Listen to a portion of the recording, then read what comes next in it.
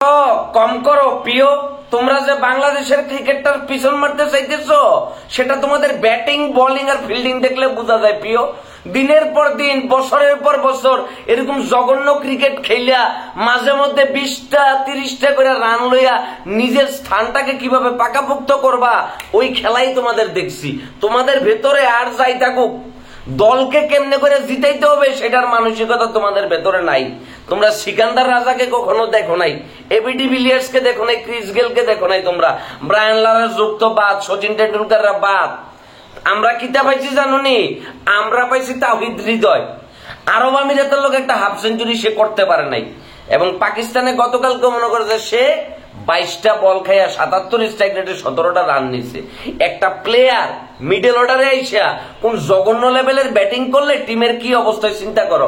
আর আল্লাহ বাঁচাইছে, যদি তাহিদ যদি একটা 50 করতে পারতো তাহলে 30 লাইনের একটা রচনা লিখতো ফেসবুকের ভিতরে।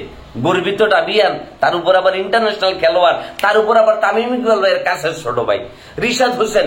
সর্বশেষ ওই যে শ্রীলঙ্কার লোকে এক ম্যাচে এমন মারা মারছিল, তখন মনে হয়েছিল যে ছেলেটার ভিতরে একটা প্রতিভা আছে, একটা সম্ভাবনা আছে ছেলেটার ভিতরে। এই যে কাকারে একবার মারতে দেখছিলাম, তারপরে আর মনে পড়ে না যে কখন তাকে মারতে দেখছি।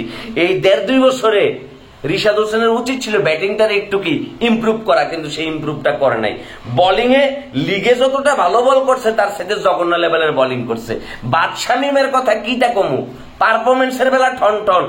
আরব আমিরাত পাকিস্তান দুই জায়গায় টনটন, অথচ ফ্যানরা যখন সমালোচনা করে সে কুইদ্যা যায় ফ্যানদেরকে মারতে।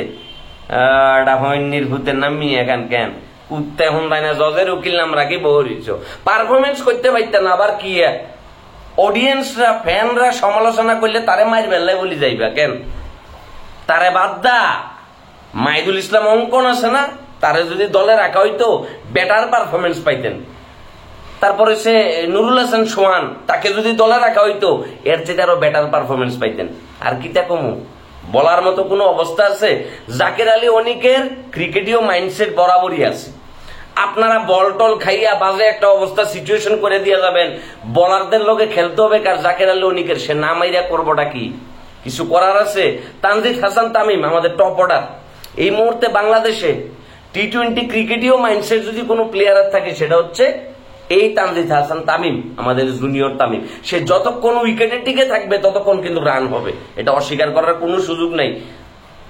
আপনার বাউন্ডারি ওভার বাউন্ডারিতে উড়ে এলে এবং তার শটগুলা দেখার মতো। তার সবচেয়ে বড় প্রবলেম তার টেম্পার, তার ধৈর্য নাই। সে ধৈর্য ধরে মাঠে টিকে রাখতে পারে না, স্ট্রাইক রোটেট করতে পারে না। গতকালকের ম্যাচে দেখেন 2 বলে প্রথম 3-3টা বল ডট, তার মানে বল সে বুঝতেছে বল ভালো হইতেছে। তারপরে 2-2টা বলে সে মারছে 2টা 4, তারপরে 6 নাম্বার বলে যায় সে বোল্ড, কারণ ওই বলটাও সে কি মারতে গেছে। ভাইয়া তোমার প্রত্যেকটা বল কেন মারতে হবে? ভাই আমি তো মূর্খ মানুষ, ক্রিকেটও তো ভালো বুঝি না, কিন্তু 2টা বলে 2-2টা বাউন্ডারি মারার পরে কি এমন তারা আসছিল যে তোমার পরের বলটাও মারতে হবে? অফ স্টাম্পটা কাইতে হয়ে গেছে গা। লিটন কুমার দাস গতকালকে নিজের খোলস থেকে বের হয়ে এসে চেষ্টা করছে, লাভ হয় নাই, কোনো লাভ হইল না।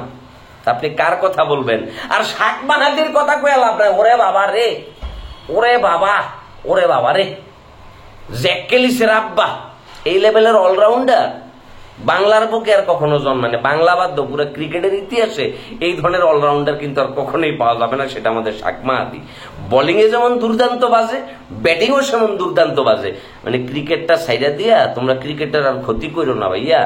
তোমরা পাকিস্তানে কোনো কাম টাম খুঁজা পাওনি, দেখো আসানসোলের রুটির দোকানে চলে যাও তোমরা, ওখানে যা রুটি বানানো ছাড়া তোমাদের আর কোনো কাজ নাই। আর দেখো তাদের যদি ক্ষেত কামার থাকে, এখন তো ডেইলি লেবাররা 500-700 করে পায়, তোমরা দেখো কিছু করতে পারো কিনা, এছাড়া উপায় নেই।